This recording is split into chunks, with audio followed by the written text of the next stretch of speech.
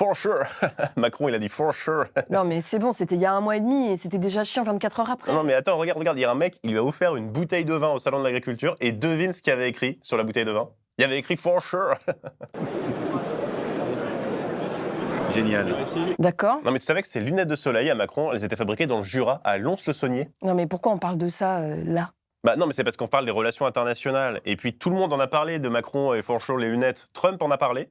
Emmanuel Macron, I watched him yesterday with those beautiful sunglasses. What the hell happened? Keir Starmer en a parlé. Gratteur de buzz lui aussi là. Non, mais Routel Krief a fait une analyse hyper pointue dessus aussi. Mais c'est vrai que ces lunettes de Top Gun, je crois qu'il y a vraiment un message subliminal qui est je suis prêt à me battre. J'aime me battre. On pourrait peut-être revenir au sujet de la vidéo peut-être. Non, mais pardon, mais je trouvais que ça illustrait bien le sujet de la place des symboles dans les relations internationales. Ça a quand même été un événement qui a été repris et commenté un petit peu partout. Et puis je trouve que c'est un sujet pour les gens qui est concernant, comme on dit nous, les journalistes. Tu voulais mettre Macron sur la vignette pour faire des vues? Je voulais mettre Macron sur la vignette pour faire des vues. For sure.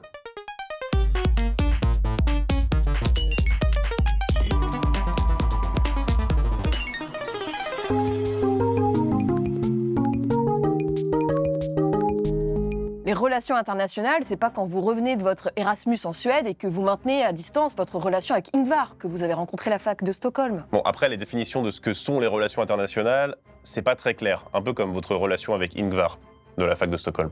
C'est une discipline des sciences sociales, ça c'est sûr, mais selon dans quelle fac vous allez et quel prof vous l'enseigne, vous aurez des expériences très différentes. Par exemple, si vous choisissez le Master Relations internationales et diplomatie de Lyon 3, bon déjà, vous êtes de droite, mais vous suivez un cursus rattaché à la fac de droit avec un accent sur les notions de droit international, par exemple. Mais à Paris, à la Sorbonne, c'est rattaché à la fac d'histoire, par exemple. À Lyon 2, c'est rattaché à sciences politiques, et on pourrait multiplier les exemples. Mais du coup, c'est quoi les relations internationales? C'est de l'économie, de l'histoire, du droit, de droite? Qu'est-ce que c'est que ce machin? Alors déjà, ce qui est commun à toutes les formations en RI, et oui, on dit RI parce qu'on est cool, c'est qu'elles mettent l'accent sur l'interdisciplinarité. C'est effectivement un des éléments particuliers du master Relations internationales, qui est de proposer un master coporté entre le droit, la science politique, l'économie d'un côté, à travers Paris Panthéon Assas, et l'histoire des relations internationales à travers Sorbonne Université. Ok, donc c'est une matière qui a recours à plusieurs disciplines. Et c'est une matière qui analyse les relations entre les acteurs internationaux. Ça peut être les États, mais pas seulement. C'est peut-être pas encore totalement clair pour vous, mais vous inquiétez pas, on va vous expliquer tout ça. Et on va commencer par l'histoire de la discipline pour que vous compreniez mieux. Et ça tombe bien, puisque l'historienne des relations internationales Laurence Badel a écrit ce bouquin paru en 2024, Écrire l'histoire des relations internationales. Eh bien, figurez-vous que cette discipline, dans sa forme moderne, elle a émergé au Royaume-Uni et plus particulièrement au Pays de Galles, et ce, juste après la Première Guerre mondiale. Et c'est pas un hasard, c'est à cette époque que vont commencer à apparaître les premières organisations internationales. Mais comme par exemple la Société des Nations, l'ancêtre de l'ONU, la SDN. La Société des Nations et ses premiers pas dans une atmosphère de doute et de ridicule. Elle s'est constituée. Elle a marché. Elle a travaillé. Elle a rendu des services. Elle a donné confiance. Les images qu'on vous montre sont celles d'un discours d'Aristide Briand en 1929 devant la SDN, alors qu'il était le délégué de la France dans l'organisation. Briand, ancien ministre des Affaires étrangères, était un militant de la paix et du désarmement pendant l'entre-deux-guerres. Sa position illustre bien une certaine mentalité de l'époque, celle de ne pas vouloir reproduire les horreurs de la guerre 14-18, surnommée la DER des DER, et puis de tout miser sur la coopération internationale. Ces mêmes années, on voit émerger des revues favorables à la coopération européenne, comme par exemple l'Europe Nouvelle de Louise Weiss. Lui et d'autres hommes politiques comme Gustav Stresemann ont collaboré à ma revue. Nous étions tous fermement convaincus qu'il fallait créer l'union de l'Europe. Mais M. Briand était le plus fervent promoteur de cette idée. C'est pas vraiment elle, c'est une reconstitution. L'historienne des relations internationales, Laurence Badel, explique que ce contexte était particulièrement favorable à l'émergence d'une discipline qui va analyser les relations internationales. Les enseignements prodigués reposent sur une conception des relations internationales favorable à la coopération intergouvernementale. Elle implique le dépassement du cadre national qui, à cette date, ne s'incarne pas dans des structures supranationales, mais dans les organisations internationales genevoises qui naissent alors. La Société des Nations, l'Organisation internationale du travail, l'Institut international de coopération intellectuelle, etc. Elle est porteuse d'une écriture de l'histoire susceptible de lutter contre l'historiographie nationale et nationaliste dominante. En gros, à l'époque, les gens qui font des RI, c'est des babos.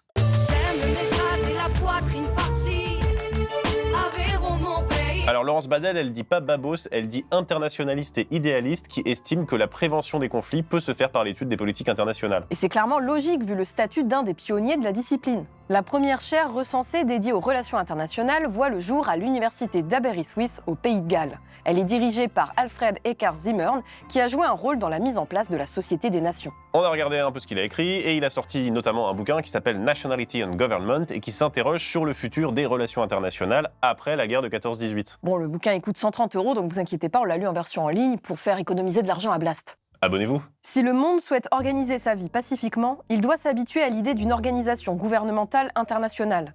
Il doit apprendre à se considérer comme une seule société et à distinguer les problèmes sociaux communs à tous ses membres, qui ne peuvent être résolus que par une action conjointe des gouvernements concernés de l'ensemble plus vaste des questions, telles que la fiscalité et la politique budgétaire, qui relèvent principalement des affaires locales et nationales. Ça, c'est vraiment des proto-relations internationales par rapport à ce qui se fait aujourd'hui.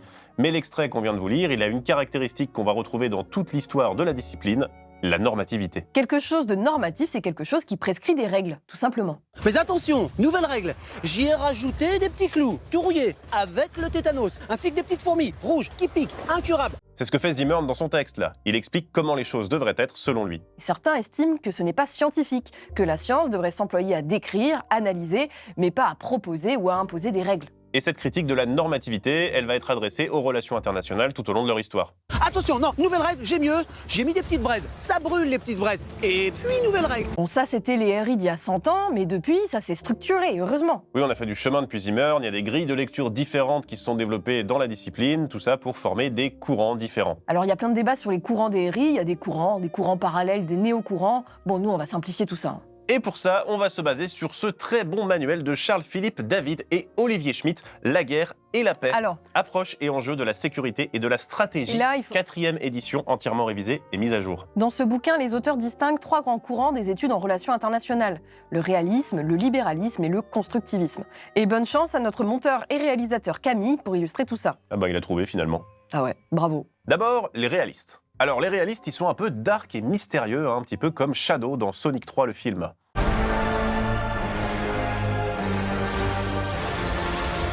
Un peu comme le philosophe anglais Hobbes, les réalistes considèrent que l'homme est un loup pour l'homme et que les États sont des loups pour les États. Pour eux, le système international est chaotique. Chacun lutte avec tout le monde, chacun lutte pour sa survie et chacun renforce ses capacités de défense en conséquence. C'est donc ce que chaque État, en lutte pour sa survie, cherche. Il tente de gagner une sécurité pour le moins équivalente à celle des autres États. C'est là que réside pour les réalistes le trait fondamental du système international. Deuxième courant des relations internationales, le libéralisme. Alors non, c'est pas que des gens qui veulent privatiser la SNCF, le libéralisme, on en a déjà parlé dans un épisode précédent.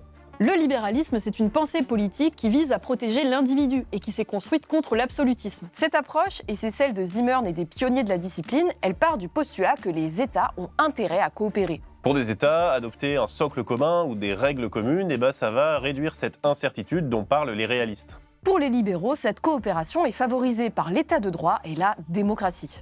Sur cette base, plus le monde est démocratique, plus il est pacifique. En effet, les démocraties s'affrontent rarement, plus particulièrement depuis 1945. Les libéraux mettent aussi en avant le libre marché et le commerce qui rendent les États interdépendants et qui vient limiter les conflits. Oui, et l'enlèvement de présidents sud-américains. Non, c'est pas vrai ça. Non, c'est pas vrai. You are fake news. Le troisième et le dernier courant majeur évoqué dans le manuel, c'est le constructivisme. Alors eux, c'est les sociologues du groupe, ça fume des roulés. Moi j'aime le tripou et le flambadou. Bon, les réalistes, c'est Shadow, les libéraux, c'est Sonic, et eux, c'est Tails, quoi. D'accord. Le constructivisme, c'est un courant qui émerge dans les années 80 et qui est une réponse aux théories dominantes de l'époque. En bon wokiste, influencé par les sciences sociales, les constructivistes se sont dit « Attendez, mais en fait, les acteurs des relations internationales, c'est aussi des gens. » Dans son manuel Introduction aux relations internationales, la politiste Diane Etier donne la définition suivante. Ces théories prétendent que les individus, plutôt que de chercher à maximiser leurs intérêts particuliers objectifs, adoptent le comportement qui leur paraît le plus correct ou le plus approprié dans une situation donnée, compte tenu de leur lien identitaire avec telle communauté à tel ou tel moment de leur vie. Les comportements des individus sont donc largement irrationnels, très différenciés et changeants. Les structures ou institutions déterminent les identités, les intérêts et le comportement des individus, mais ces derniers, à leur tour, créent, reproduisent et changent les structures institutionnelles de la société internationale. C'est très résumé, on n'a pas parlé d'approches plus critiques mais plus minoritaires, il y a des marxistes, il y a de la théorie du genre en relations internationales. Mais retenez pour le moment, le réalisme, tout le monde se bagarre, il faut être le plus fort. Libéralisme, il faut coopérer, les institutions démocratiques et le libre-échange réduisent les risques de conflit. Et pour les constructivistes, les individus ne sont pas toujours rationnels et les politiques dépendent de contextes politiques et sociaux. Likez pour les libéraux, commentez pour les réalistes et partagez pour les constructivistes. Si vous voulez vous abonner à la chaîne, cliquez ici. Et si vous voulez plus de vidéos, cliquez là. Comme d'habitude, ces courants ne sont pas forcément exclusifs et les chercheurs et chercheuses vont piocher dans différentes grilles d'analyse. Et les chercheuses et chercheurs en relations internationales ne s'enferment pas non plus dans une seule discipline. On l'a dit, ça peut être plein de choses, ça peut être du droit, de l'histoire. Alors on peut se demander, si c'est plein de trucs en même temps, est-ce que c'est vraiment une discipline les relations internationales? Alors c'est bien de se poser cette question à la moitié de la vidéo, mais oui, il y a plein de disciplines qui sont en fait un assemblage de différentes matières. La science politique par exemple, c'est à la fois de la sociologie, du droit, de l'histoire. Et pour sortir des sciences sociales, la robotique aussi, c'est un autre exemple. La robotique, c'est un carrefour de disciplines. Donc vous devez à la fois maintenir une équipe qui fait du logiciel, une équipe qui fait de l'IA, une équipe qui fait les interfaces avec les humains, une équipe qui fait ce qu'on appelle la partie hardware. Ensuite, vous devez vous occuper de la manière dont ça va être industrialisé. Donc non, c'est pas parce que c'est un assemblage de plusieurs disciplines que ce n'est pas une grille d'analyse valide. Les critiques qui sont faites aux relations internationales, parce qu'il y en a, elles ne reposent pas là-dessus. Un des problèmes, c'est que dans la formation en sciences sociales, les relations internationales, elles sont un peu à part. Elles sont rarement intégrées à d'autres formations, comme la socio ou l'histoire dans les universités. A l'inverse, la science politique a souvent un lien avec la faculté d'histoire ou de sociologie, alors que les RI, elles sont plutôt à part. Oui, ou alors elles sont en lien avec d'autres disciplines qui n'ont rien à voir, par exemple le monde de la défense. C'est assez logique en fait, parce que les relations internationales s'intéressent énormément aux conflits. D'ailleurs, c'est le titre du manuel. D'ailleurs, Olivier Schmitt, un des auteurs du manuel, a une grille d'analyse qui est très centrée sur la défense et les opérations militaires. C'est logique, parce qu'il travaille à l'Institut des opérations militaires du Danemark. Il y a 3 grands comportements stratégiques qu'on retrouve à peu près en tout temps et en tout lieu, qui sont premièrement l'utilisation stratégique de la force, donc l'idée qu'on va utiliser la force pour atteindre ses objectifs. Le deuxième comportement qu'on retrouve à peu près partout et tout le temps, c'est la ruse.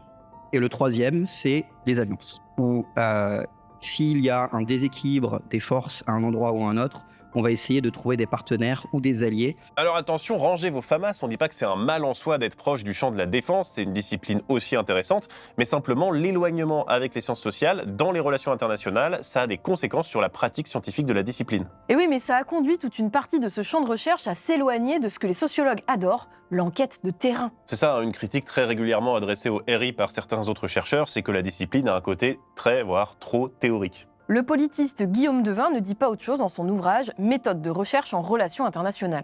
Dans le domaine des relations internationales, les théories, principalement d'origine anglo-états-unienne, ont toujours exercé une très forte influence sur la recherche en privilégiant le débat interparadigmatique aux dépens des approches empirico-déductives. C'est clair, non? Bah oui, j'ai tout compris. Bah vas-y, explique. Bah en gros, c'est que les paradigmes, l'empirique contre-attaque, quoi. Ouais, d'accord. Ce qu'il veut dire, c'est que dans les relations internationales, il y a plein de débats entre les courants, de débats d'interprétation, ça c'est l'interparadigmatique. En revanche, il n'y a pas beaucoup d'observations sur le terrain, de quoi récolter des éléments de preuve qui vont pouvoir servir après pour en tirer des conclusions. Ça, c'est l'empirico-déductif. Et ça, il y a des chercheurs qui s'en sont rendus compte, évidemment, et ils ont décidé de faire des relations internationales autrement en leur appliquant la méthodologie des sciences sociales. Oui, comme l'explique un peu plus clairement Guillaume Devin. À partir du moment où l'on admet que les faits internationaux sont des faits sociaux, il n'est guère surprenant de les soumettre à une enquête qui mobilise les outils des sciences sociales. Un bon exemple de l'application des sciences sociales aux relations internationales, c'est ce texte, l'introduction de l'ouvrage collectif « L'intervention française au Mali rend problématique une évidence ». Les auteurs et autrices du bouquin ont voulu analyser l'intervention française au Mali en 2013, l'opération Serval, et ça ils ont voulu le faire en sortant un petit peu des cadres habituels des relations internationales qui pensent en termes de puissance et de rationalité des États. Si une politique ne se résume jamais à être une réponse cohérente et rationnelle au contexte et à ses transformations, c'est que sa fabrication renvoie à d'autres processus relativement autonomes. Des luttes bureaucratiques et politiques, des reconversions individuelles et collectives, des anticipations et des compromis entre acteurs, des routines et des bricolages organisationnels, etc. Là, l'idée, c'est de zoomer dans la prise de décision, en interrogeant des personnes concernées, en allant fouiller dans les archives pour un petit peu décortiquer la manière dont la décision a été prise. Et quand on fait ça, on se rend compte que c'était jamais aussi simple que « Oh, c'était la décision rationnelle la meilleure à avoir pour cet État à ce moment-là ». En fait, c'est un changement d'échelle. Comme écrit dans l'introduction, penser les luttes entre les États n'est donc pas exclusif de penser les luttes au sein des États.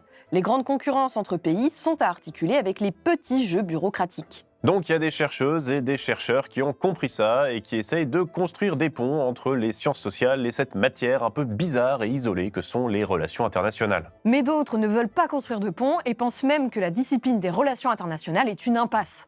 D'ailleurs, l'appellation relations internationales n'est même parfois plus utilisée.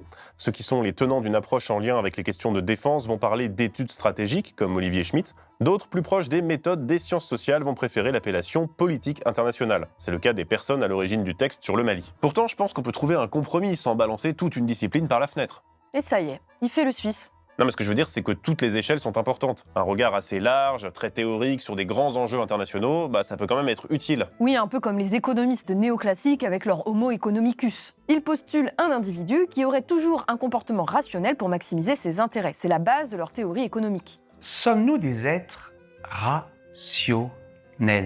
Des êtres qui passons notre temps à faire de petits calculs intérieurs, coûts, bénéfices, sans même nous en rendre compte? Bien, nous, les économistes, nous pensons que oui. Mais on sait que c'est beaucoup plus compliqué que ça en réalité. À part quelques mecs ultralibéraux radicalisés, les économistes n'y croient pas vraiment. Oui, toutes les décisions économiques ne sont pas rationnelles, loin de là. Mais l'homo economicus, c'est ce qu'on appelle un idéal type, c'est-à-dire un modèle théorique qui va permettre d'expliquer un cas général.